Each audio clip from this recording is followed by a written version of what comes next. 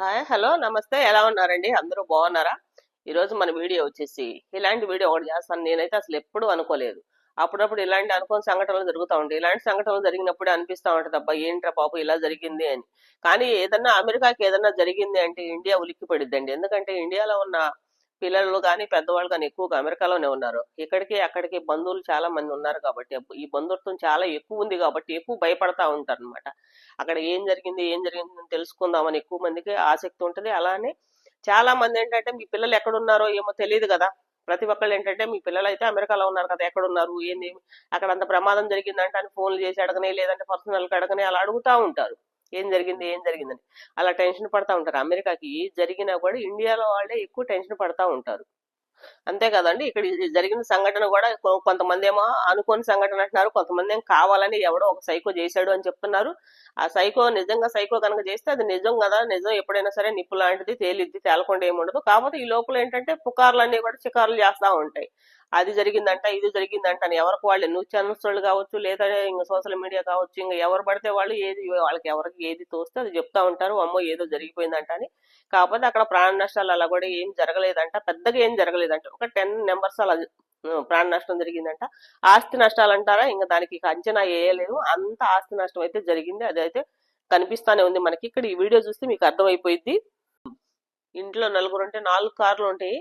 ఆ 4 కార్లు ఉన్నా కూడా ఇలాంటి ప్రమాదం జరిగినప్పుడు ఏం చేస్తారంటే 4 కార్లు తీసుకెళ్ళటానికి సాధ్యపడదు కదా. అందరు కలిసి 1-2 కార్లు వెళ్ళిపోతారు. ఉన్న కార్లు అయితే వదిలేసి వెళ్ళారు. ఆ వదిలేసి వెళ్ళినప్పుడు ఆ కార్లు అన్ని కూడా కాలి బూడిదైపోయినాయి. ఈ కాలిఫోర్నియా అనేది కూడా చాలా పెద్ద సిటీ. దానికి తోడు అక్కడ జనాభా కూడా చాలా ఎక్కువ ఉంటారు. ఈ లాస్ ఏంజల్ అనేది కూడా చాలా రిచ్ ఏరియా అని చెప్తున్నారు. కానీ మొత్తం కాలి బూడిదైపోయింది. దీనికి రీజన్ కూడా కొంత ఆకులండి. ఆకులు కూడా ఏంటంటే రాలిపోయిన ఆకుల్ని వాళ్ళు కుప్ప చేయటం కానీ ట్రాఫిక్ పంపించడం అలా కూడా ఏముండదు. అలా వదిలేసి ఊరుకుంటారు, ఎక్కడ ఆకులు అక్కడే. ఆ వదిలేసి ఊరుకోవడం వల్ల ఇంత ప్రమాదానికి కారణమైంది, లేదంటే ఇంత ప్రమాదం జరుగుండేది కాదు. ఆకులు ఏంటంటే వాళ్ళు అది మొత్తం మున్సిపాలిటీ వాళ్ళు ఓడవటం కానీ, లేకపోతే ఎవరికి వాళ్ళు ఓడవటం కానీ, ఆకులన్నీ పోగు చేయటం కుప్ప చేయటం అవన్నీ కూడా ట్రాఫిక్ పంపించడం అలా ఏం ఉండదు. అదంతా కూడా మళ్ళీ ఎండిపోయిన ఆకులన్నీ కూడా కుళ్ళిపోయి మట్టిలో కలవాల్సిందే, కానీ వాళ్ళు ఏమి ఆకులు తీయరు అసలు. ఎక్కడ ఆకులు అక్కడే ఉంటాయి. దానివల్ల ఇంత ప్రమాదం జరగటానికి కూడా రీజన్, మనకేమో మే నెలలో ఆకులు రాలిపోతాయి ఇండియాలో. అమెరికాలోనేమో అక్టోబర్ లాస్ట్ నుండి రాలిపోతాయి. అక్టోబరు, నవంబరు, డిసెంబరు, జనవరి, ఫిబ్రవరి, మార్చి 5 నెలలు చెట్లకి ఆకులు కనిపించవు. మార్చి తర్వాతనే మళ్ళీ చిగురులు వస్తాయి. వీళ్ళు ఈ ఎండిపోయిన ఆకులు కుప్ప చేయరు, వాటిని తీయరు కాబట్టి ఏ మాత్రం కొంచెం అగ్ని ప్రమాదం జరిగింది అంటే ఇలానే మొత్తం వ్యాప్తి చెందింది. అందుకని చెప్పేసి వాళ్ళు ఏంటంటే ఆకులు కానీ ఎక్కడైనా చెత్త చెదారం కూడా ఏం తగలబెట్టరు, అలానే వదిలేస్తా ఉంటారు. ఆ వదిలేస్తారు. వాళ్ళు చాలా జాగ్రత్తగా కూడా ఉంటారు, ఎక్కడ ఏం మంటలు రాకుండానే చూసుకుంటారు. ఇళ్లలో వాళ్ళు కూడా ఆ ఇంట్లో మొత్తం చెత్త తీసుకెళ్ళి ఒక వేసి తగలబెట్టడానికి అలా కూడా ఏమి ఉండదు. మనకి ఇండియాలో కనుక అయితే మున్సిపాలిటీ వాళ్ళు వచ్చి దాన్ని ఊడ్చి కుప్ప చేసి తగలబెడతా ఉంటారు. అమెరికాలో తగలబెట్టనివ్వరు, ఎక్కడ అసలు తగలబెట్టడానికి ఉండదు. ఇంకోటండి, ఇప్పుడు ఇలా జరుగుతుంది కదా, ఇలా జరిగేటప్పుడు ఏంటంటే ఈ పొగలు వస్తాయి. ఈ పొగలు వస్తున్నాయి అంటే ఆ మధ్యలో జనాలు ఎవరిని అసలు రానివ్వరు. ఏదైనా తగలబడుతుందంటే గుంపులు గుంపులు చూడటానికి వస్తూ ఉంటారు కదా. మనకల్లి ఇక్కడైతే ఏంటంటే అలా చూడటానికి రానివ్వరు. వాళ్ళల్లో ఇమ్యూనిటీ పవర్ చాలా తక్కువ ఉంటది. అది చాలా తక్కువ ఉండటం వల్ల ఆ మధ్యలో ఎవరిని ఉండెవరు. ఈ పొగలో అదే గాలిలో అంతా కూడా గాలి మొత్తం కూడా కలుషితం అయిపోయిందని, పొల్యూషన్ వచ్చేసిందని చెప్పేసి అమెరికా మొత్తం మెసేజ్ ఇస్తారు. అమెరికా మొత్తం మెసేజ్ ఇచ్చి అందరినీ డోర్లు లాక్ చేసుకొని 2 డేస్ కానీ 3 డేస్ కానీ ఇక బయటికి రావద్దు అని చెప్తారు. నిజంగానే జనాలు కూడా అక్కడ వాళ్ళు అలానే పాటిస్తారు. అసలు రోడ్ల మీద జనం చూద్దామని కూడా కనిపించరు అనమాట. అంత జనాలందరూ కూడా లోపలే ఉండిపోతారు, బయటికి రారు. ఆ బయటకు వస్తే ఏమైందంటే వాళ్ళకి బాడీలో ఇమ్యూనిటీ పవర్ చాలా తక్కువ ఉంటుంది కాబట్టి వాళ్ళు ఆ స్మెల్ భరించలేక ఆ ఏమంటారు దాన్ని, ఆస్మా రావటం, లేదంటే హెల్త్ ప్రాబ్లమ్స్ చాలా వస్తాయి. మనకి ఇండియాలో కనుకైతే ఆల్రెడీ రోజు మనం ఇక్కడ డస్ట్ పీల్చుకుంటానే ఉంటాం, మనకి పొల్యూషన్ ఉంటుంది, రోజు గాలిలో పొల్యూషన్ ఉంటుంది, కలుస్తూ ఉంటుంది, అన్ని ఉంటాయి. కాబట్టి మనకేంటంటే ఇమ్యూనిటీ పవర్ చాలా ఎక్కువ ఉంటుంది. చాలా ఎక్కువ ఉండటం వల్ల మనకైతే ఏంటంటే ఇండియాలో వాళ్ళకి తట్టుకునే శక్తి ఎక్కువ ఉంటది. అక్కడ ఏంటంటే అమెరికాలో అసలు తట్టుకునే శక్తి ఉండదండి. ఆ శక్తి లేకపోవటం వల్ల ఇలాంటిది ఎప్పుడన్నా ఒక సంఘటన జరిగితే దానికి వాళ్ళు ప్రమాదంలో పడే అవకాశం ఉంటది. కాబట్టి వాళ్ళని ఎక్కువగా ఇలాంటి పొగ వచ్చినప్పుడు, ఏదన్నా అగ్ని ప్రమాదాలు జరిగినప్పుడు కావచ్చు, లేదు అక్కడక్కడ అడవులు తగలబడతా ఉంటాయి అక్కడ కూడా. అంటే ఫారెస్ట్ ఏరియాల్లో కూడా ఇలాంటి సంఘటనలు జరుగుతాయి. అది జరిగినప్పుడు కూడా ఈ అమెరికా మొత్తమే మెసేజ్ వస్తుందన్నమాట. ఎందుకంటే మీరు బయటికి రామాకండి 2 డేసో 3 డేసో గాలి మొత్తం కూడా పొల్యూషన్ వచ్చేస్తుంది అని. ఎందుకంటే వాళ్ళకి బయట అసలు ఎక్కడైనా సరే ప్రశాంతమైన ఏరియా అన్నమాట. మామూలుగా ఇటుగా ఇలాంటి సంఘటనలు జరగనప్పుడు. అందుకని చెప్పి అంత ప్రశాంతమైన ఏరియాలో వాళ్ళు ఉంటారు కాబట్టి ఇలాంటి సంఘటన జరిగినప్పుడు వాళ్ళకి ఆ తట్టుకునే శక్తి ఉండదు కాబట్టి బయటికి రావద్దు అని చెప్తారు. బాగానే మెసేజ్లు ఇస్తారు. వాళ్ళు కూడా బాగానే కంట్రోల్లో ఉంటారు. కానీ ఏదన్నా అమెరికాలో ఏదన్నా జరిగింది అంటే మాత్రం ఇండియా ఎక్కువ ఉలిక్కి పడిద్ది. ఎందుకంటే ఇండియా నుంచి వెళ్ళిన పిల్లలే అమెరికాలో ఎక్కువగా ఉంటారు కాబట్టి. ఇక అక్కడ ఏం జరిగిందని ఇప్పుడు పిల్లలు ఎక్కడ ఉంటారో తెలియదు. చాలా మందికి బంధువులు కావచ్చు, తెలిసిన వాళ్ళు, ఫ్రెండ్స్ ఎవరో ఒకళ్ళు ఫోన్లు చేస్తారు. మీ పిల్లలు అమెరికాలో ఉన్నారు కదా, అమెరికా ఇలా తగలబడిపోతుందంట, ప్రమాదంలో పడిపోయిందంట అని. అమెరికా వరదలు వచ్చినా అంతే ఉంటుంది. అలా అని అమెరికాకి ఏది జరిగినా కూడా ఇండియాలో ఉన్న తల్లిదండ్రులకి మాత్రం భయమేస్తాయి. కానీ అక్కడ అంత ప్రమాదం జరిగినా కూడా వాళ్ళు ఏంటంటే సేఫ్ గానే ఉంటారు. ప్రమాదానికి ఏం గురి అవ్వరు చాలా వరకు. ఈ మెసేజ్లు వస్తాయి, వాళ్ళు ముందు ముందే వెళ్ళిపోతా ఉంటారు. కానీ ఇక్కడ ఇంకోటి ఏంటంటే దురదృష్టకరమో అదృష్టమో చెప్పలేము, కానీ ఈ ఆకులే ముందు మెయిన్. ఆకులు చెట్లండి, ఆ చెట్లకి ఆకులు రాలిపోవటం వల్ల ఇలాంటి ప్రమాదాలు ఎక్కువగా జరుగుతూ ఉంటాయి. ఈ చెట్ల ఆకులు ఏంటంటే వాళ్ళు శుభ్రం చెయ్యరు. శుభ్రం చెయ్యకపోవడమే ముందు మెయిన్ రీజన్. ఆకులన్నీ ఎండిపోయి గలగలలాడుతూ ఉంటాయి. అవన్నీ కూడా అక్టోబర్ లాస్ట్ నుంచి ఆకులు రాలిపోతాయి. అక్టోబర్ లాస్ట్ నుంచి ఆకులు రాలిపోయినాయి అంటే ఆ రాలిపోయిన ఆకులన్నీ కూడా చెట్ల కిందేంటి, బజార్లు అమ్మటేంటి, ఇళ్ళమ్మటే మొత్తం అంతా కూడా ఫారెస్ట్ ఏరియా అలానే ఉంటది కదా. మనం ఇళ్లలో ఉంటున్నామా ఫారెస్ట్ లో ఉంటున్నామో కూడా తెలియదు. అంత ప్రశాంతమైన ఏరియా లాగా ఉంటది కాబట్టి ఆ ఆకులన్నీ కూడా అలా ఎండిపోయిన ఆకులకి ఏ మాత్రం చిన్న నిప్పు రవ్వ పడ్డా కూడా ఇలాంటి ప్రమాదాలు జరుగుతాయి. కాబట్టి వాళ్ళు ఏంటంటే ఎక్కడ వాళ్ళని ఆ కుప్ప చేసి అగ్గిపుల్లలు గీయటాలు, ఊడవటాలు అలాంటివి కూడా ఏం చేయనీరు.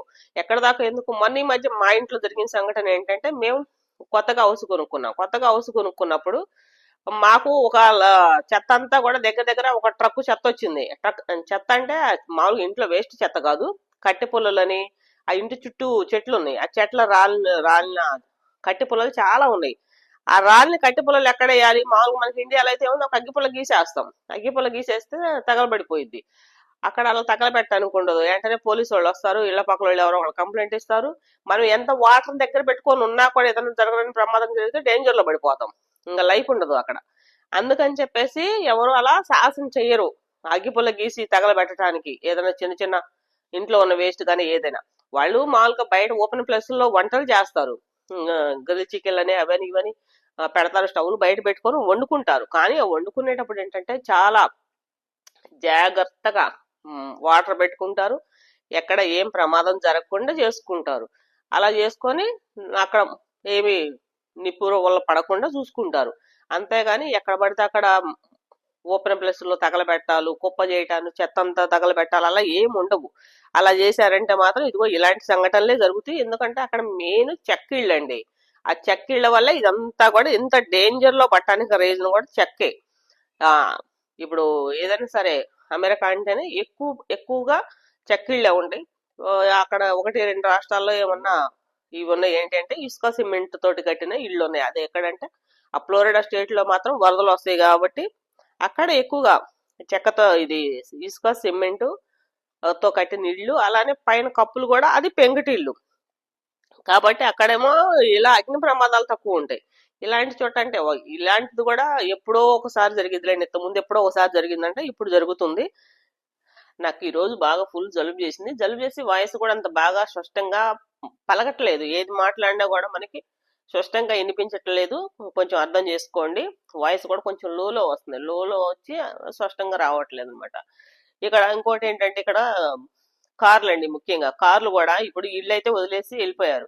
ఇల్లు వదిలేసి వెళ్ళిపోయి కార్లో కూడా ఎలా అంటే ఇప్పుడు ఇంట్లో మా ఒక్కొక్క ఇంటికి 4 కార్లు 5 కార్లు అలా ఉంటాయి. ఎక్కువ ఎక్కువ కార్లు ఉంటాయి. అక్కడ బైక్లు అలా ఉండవు కాబట్టి ఇలాంటి ప్రమాదం జరిగినప్పుడు ఏంటంటే తలా ఒక కారు వేసుకొని వెళ్ళటానికి ఉండదు కదా. ఫ్యామిలీ నెంబరు తలా ఒక కారు వేసుకొని వెళ్తే ఎటు వెళ్తారో తెలియదు కాబట్టి ఎక్కువ శాతం పిల్లల్ని, వాళ్ళు భార్య భర్త లేదంటే ఇంట్లో పెద్దవాళ్ళు ఉంటే వాళ్ళని అందరిని ఎక్కించుకొని 1-2 కారులోనే వెళ్తారు కదా. ఆ వెళ్ళినప్పుడు ఇంకా 1, 2 కార్లు ఉండొచ్చు, లేదంటే 2, 3 కార్లు ఎక్కువే ఉంటాయి. కార్లు ఇళ్ల దగ్గర ఆ ఉన్న కార్లు అన్ని కూడా తగలబడిపోతున్నాయి. ఇక్కడ ఇప్పుడు మనకు కనిపిస్తుంది కదా, ఇక్కడ ఆ వైట్ కలర్ లో కొంచెం కనిపిస్తుంది, అది గరాజులు అంటారు వాటిని. ఆ గరాజుల్లో పెట్టుకుంటారు వాళ్ళు కార్లు. ఆ, ప్రతి ఇంటికి 2 కార్లు పెట్టుకోవడానికి ఉంటది గరాజు. అంటే కొంతమంది కార్లు పెట్టుకుంటారు, కొంతమంది దాన్ని స్టోర్ రూమ్ లాగా వాడుకుంటారు. ఆ స్టోర్ రూమ్ లాగా వాడుకునేదంటే ఆ గరాజులు, ఆ కార్లు పెట్టుకునే ప్లేసే స్టోర్ రూమ్ వాళ్ళకి.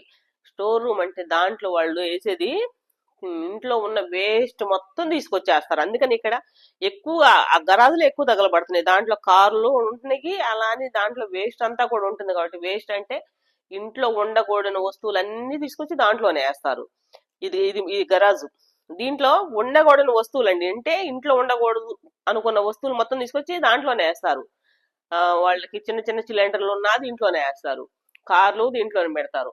ఇంట్లో ఇంకా జిమ్ కు సంబంధించిన వస్తువులు, అంటే జిమ్ అంటే వీళ్ళ గరాజులు ఓపెన్ చేస్తే దాంట్లో నిజంగా ఒక షాప్ లో ఉన్నన్ని వస్తువులు ఉంటాయి అనమాట. ఎందుకంటే మా ఇంట్లో కూడా అలానే ఉంటాయి, అన్ని తీసుకొచ్చి పెడతారు. ఆ గరాజులు వేస్ట్ మొత్తం తీసుకొచ్చి పెడతారు. అందుకని అది ఆ రకంగా తగలబడుతుంది.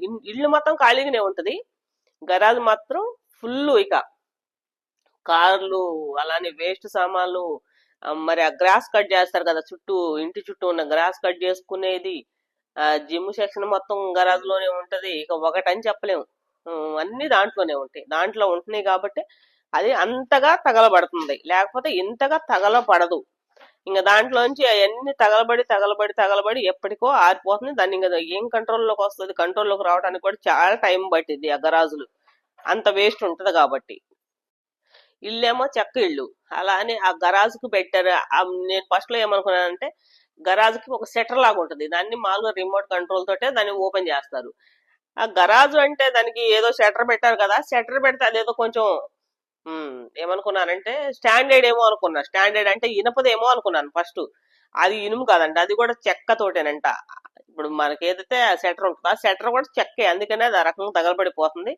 అసలు ఇంటికి ఎక్కడ ఇనుము చాలా తక్కువ అండి, అంతా కూడా చెక్కతోటే ఉంటది. ఆ వుడ్ ఐటమ్ కాబట్టి ఇంతగా కాలిపోతుంది. ఇక్కడ అసలు ఏది ఇక ఇంట్లో మిగిలేదంటూ ఏముండదు. ఒక్కసారి కనుక ఫైర్ జరిగిందంటే మొత్తం తగలబడిపోవాల్సిందే, ఏమి మిగలదనమాట.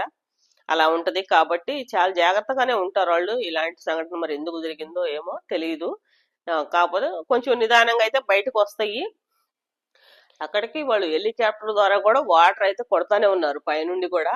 కంట్రోల్లోకి రావడానికంటే చాలా టైం పట్టింది, ఎందుకంటే లక్షలాది ఇల్లు తగలబడ్డాయి, లక్షలాది కార్లు తగలబడ్డాయి. కార్లు అన్ని కూడా కోట్ల ఖరీదు చేసే కార్లు, ఇల్లు కూడా కోట్ల రూపాయలేనండి. ఏ ఇల్లు కూడా లక్షల్లో వచ్చే ఇల్లు లేదు, అన్ని కోట్లే. ఇల్లు కూడా ఒక్కొక్క ఇల్లు చూడండి, ఇక్కడ 20 సెంట్లు 30 సెంట్లు అరెకరా స్థలం ఉన్న ఇళ్లలో కట్టుకున్నారు. ఇల్లు కూడా పక్క పక్కనే చాలా పెద్ద పెద్ద ఇల్లు అండి. చూడటానికి కూడా చాలా బాగా అనిపిస్తుంది, ఎందుకంటే అంతా కూడా రిచ్ ఏరియా అంట. ఆ రిచ్ ఏరియా మొత్తం కూడా ఇలా అయిపోయింది. చూడటానికి వాళ్ళైతే ఏం లేదు, మొత్తం కూడా కాలి బూడిదైపోయింది. కానీ కాలి బూడిదైపోయినా వీళ్ళందరికీ ఇన్సూరెన్స్ వస్తాయి అమెరికాలో, ఆ ప్రాబ్లం ఏముండదు. ఎందుకంటే వాళ్ళు మళ్ళీ ఇల్లు కట్టించేస్తారు. ఈ తగలబడి ఇళ్ళన్నీ కూడా ఇప్పుడు 1,00,000 ఇల్లు అంటున్నారు, మరి కొంతమంది ఏమో ఇంకా 1,50,000 ఇల్లు అలా అంటున్నారు. ఎన్ని ఇల్లు కాలి బూడిదైనా కూడా వాళ్ళకి మళ్ళీ చక్కగా ఇల్లు కట్టించి ఇస్తారు అక్కడ అమెరికాలో. ఆ సిస్టమ్ అయితే ఉంది. కానీ ఏది కట్టించి ఇచ్చినా ఇప్పుడు ప్రజెంట్ అయితే ఉండటానికి అలా ఏమి ఉండదు కదా. ఇక్కడ హెలికాప్టర్ల ద్వారా వాటర్ కూడా కొడుతున్నారు. ఎంత హెలికాప్టర్ ద్వారా వాటర్ కొట్టినా ఏది కొట్టినా కానీ ఇంత జరిగింది కాబట్టి ఇదంతా కూడా కంట్రోల్లోకి రావాలి అంటే చాలా టైం పట్టిద్ది.